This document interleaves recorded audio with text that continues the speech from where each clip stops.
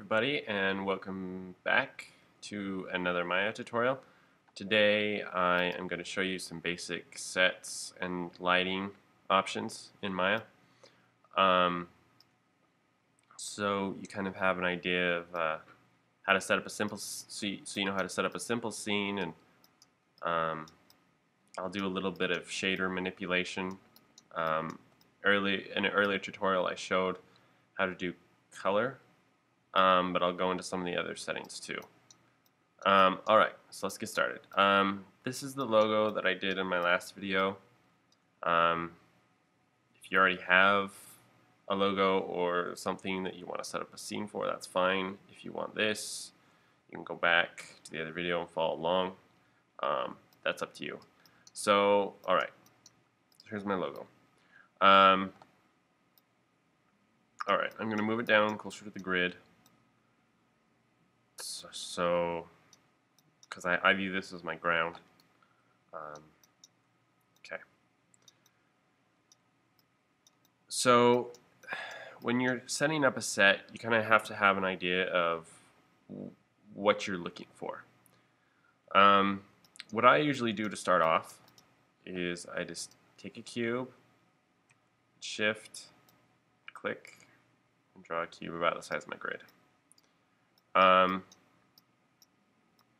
Now you're like, well, that's a terrible scene. You have to be inside of your cube to see it, and then if you zoom out too much, you hit the wall, and it's kind of weird. There's a way around that. If you go into the PA Cube Shape 1 in the attribute editor, go down to Render Stats, and turn double-sided off, and turn on opposite-sided, voila, you can see through it. Light will also be able to allow it to go through it, whilst not going out of it. So these walls are solid when we're looking on the inside, but become see-through on the outside. So that's a clever trick. I usually use that for sets because that way it acts more like a movie set would, where there's no back to it, without having the issue of, if you're in here and you actually turn too much and you see the empty blackness out there because that wall's gone. And that also gives me freedom. I can take pictures from the back as well without disturbing my layout. Okay, so the ceiling is a little high for me, so I'm going to hit R and I'm going to scale it. And I'm going to move it down. Okay. This is my basic room I have. So now I'm going to make some shaders for stuff. Open my Hypershade window here. If you don't have it on your shelf, you should. It's in Window, Rendering Editors, Hypershade. And you can Control-Shift click on that and put it in your shelf. Okay, so I'm going to go by my old standby, and I'm going to make a Phong shader, and I'm going to middle click and drag that onto the room. Okay, so now I'm going to put a texture on the shader I made. I'm going to come over here to the color, I'm going to hit the little checkered box, and I'm going to pick checker pattern. So if I turn on textures, you can see has a little checker pattern on it. One thing I can do is I can up the frequency of the squares, because as of right now there's only two black and two white squares per face. So if I come over here to place 2D textures, I can change the repeat UV numbers. If you keep it divisible by 4, you don't have half squares, which is nice. So let's do 20 by 20. And this is a rough view of it. So if we come in here and we actually change our render settings, change our mental ray, production quality. I have another video that goes more into depth into these render settings. You can go back and watch. And leave it by that. and then we hit render,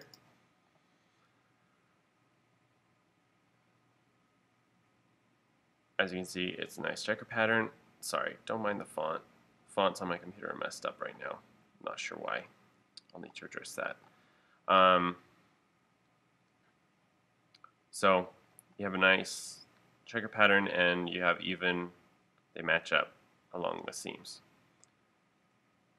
A couple things that I forgot to take into account. When I scaled it down, it squished our checker things, our checker pattern. So I want to undo that. So I'm going to take this scale back to 1 and then move it up, back up into place. So that way, when we render that, all our squares are actually square. As you can see, this floor or whatever it is way, way too reflective. It looks like a mirror. So I'm going to lower the reflectivity on that by open up my hypershade window, select the Phong shader that has the checker pattern on it, come to the attribute editor, and change the reflectivity down to 0.1. Render that and see what that looks like. Better. Okay, so now we have it within a reasonable value. Let's make a shader for our words, our logo. I'm going to make a blend shader because I want it to look sort of metallic. Select my logo, right click on the shader, right click on the shader, assign material to selection. Then I'm going to select my shader and come over here, and we'll change some of these options up. Let's darken it a little bit. Change the diffuse value down. And then here is the main workhorse of the blend shader, is this eccentricity specular shading. And as you can see over here on our little preview, it's actually looking pretty good. I'll down the reflectivity on that as well. So let's render that and see what that looks like. Good. I'm not unhappy with that. Even though I feel it's too reflective still, I want a more of a matte finish on it. Alright. So now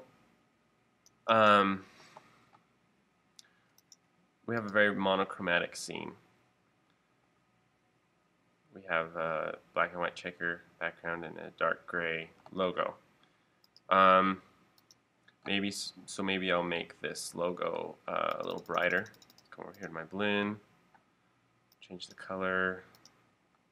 And the big thing about shaders is you just play around with it until you get something you like. That's the best way to learn, is to just experiment, try things. In fact, with a lot of things, that's the only way to learn. You can watch all the tutorial videos in the world, but you're not going to start really learning until you put your feet on the ground and start trying stuff. I think I'm going to go for a red texture.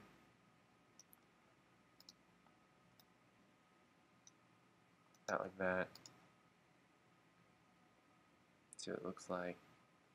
Alright, that works. Okay, now as you can see in this render, everything looks really flat. Even though it's like reflective and shiny and stuff, it doesn't look, it has very flat quality to it, and that's because of the default lighting. So we're going to add in some lights. So we're going to come over here to Create, Lights, Spotlight. Move it out. Let's turn textures off and turn on lights. As you can see where our spotlight is pointing. Rotate it down a little bit. Let's change it to penumbra angle. And let's see what that looks like rendered out. Alright, so right away we have a nicer looking scene. But there's still another problem. It's shining right on these letters and it's going back, but where's the shadow? When you create lights, you have to create shadows for them. So I'm going to come down here to Shadows in the attribute editor under my light. And I'm going to turn on Ray Trace Shadows. Don't use depth map shadows. They are much lower quality. So let's re-render that and see what that looks like. Alright, so we have these strong shadows now behind it. Now the problem with a spotlight straight on like that is that it kind of washes things out a little bit. So let's rotate it around and put it on an angle. And try that.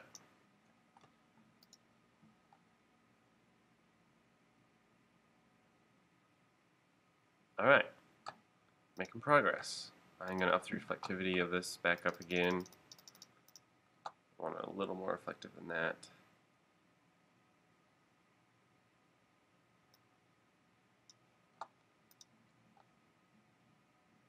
Because this is a darker color.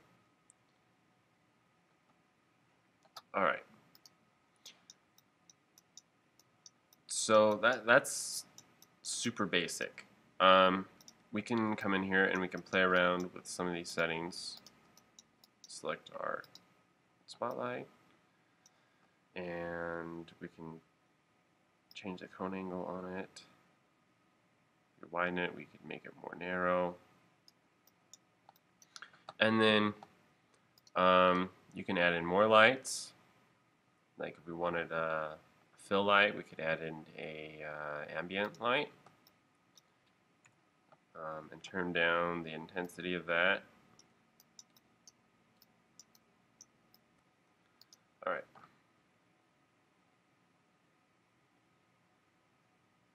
So that softened up some of these shadows back here. I still feel this isn't giving us enough depth. Over here to my blend, let's change the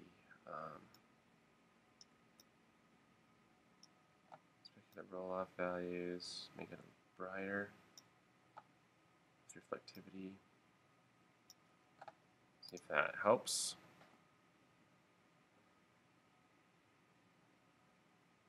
There we go. Now that's too reflective, so let's pipe that back down.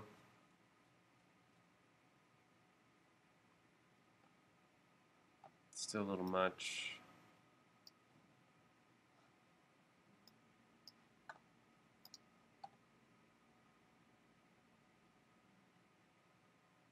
Alright, I like that. You can just see reflective stuff in it. But yeah, it's not overpowering. Our fill light I feel is still a little strong. Okay, so this is a problem. Even though you can't see these walls, you can't click on stuff inside of it. So it's a good idea to have your outliner out, and that way you can just select things without having to physically click on them. So let's turn down the intensity some more. Try like a 0.2. Alright, there we go. So that's some basic lighting things. If you want a more sophisticated looking, perhaps sophisticated looking scene, let's make a new shader, and let's just turn it to black. And then we'll middle click and drag it onto our square. This is kind of an interesting, give it a more interesting look. We have this nice black shiny surface. The only problems you have to watch out for is the walls being reflective. So one thing you can do is you can come into here, faces. Oops. And if you want to do it this way, you can just delete the faces.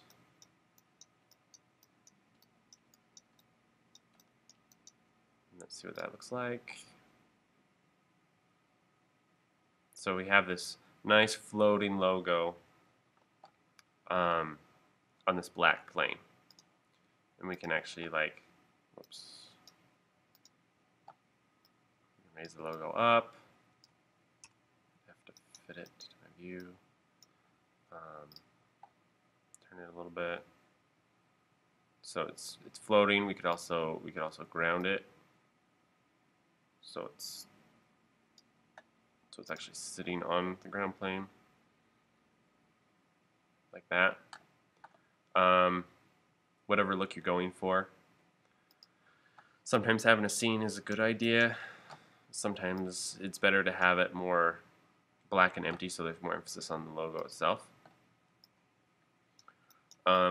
Whatever works for you. I'm also going to create another light. I'm going to color the light. Let's make a spotlight. Let's rotate it a little bit. Move it up, back, get it down. And I'm going to make the color of it, I'm going to make it red. Turn down the intensity a little bit. And let's see what that looks like. Not quite what I was going for. Probably because of my material is too reflective.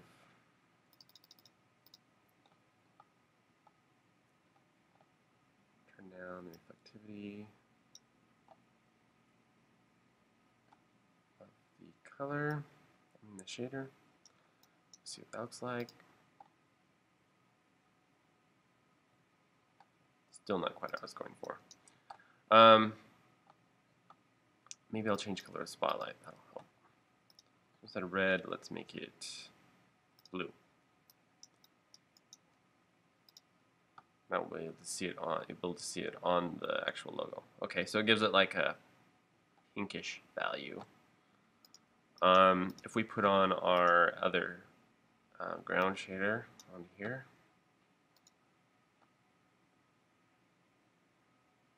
as you can see the spotlights on it. So if we change the spotlight color back to red, actually just tone it down a little bit,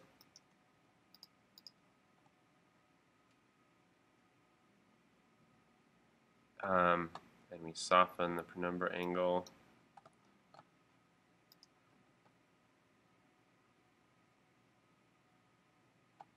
We can get kind of a red hue or cast on our object. We can lower the cone angle as well, so it's a little tighter. So we get kind of, you know, a halo or a glow of a particular color on our object. If we up the intensity, we can up the glow amount. It's a little harder. If you up a lot, we can blow out our object, give it an incandescent kind of fill, almost like a neon glow. So yeah, the big thing about lighting and shading is just playing around with it until you get something you like.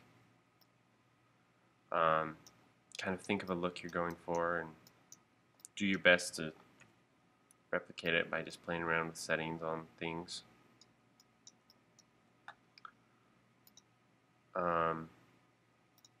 Maybe I'd like the yellow light instead. Turn down the intensity of that. Back it up a little bit.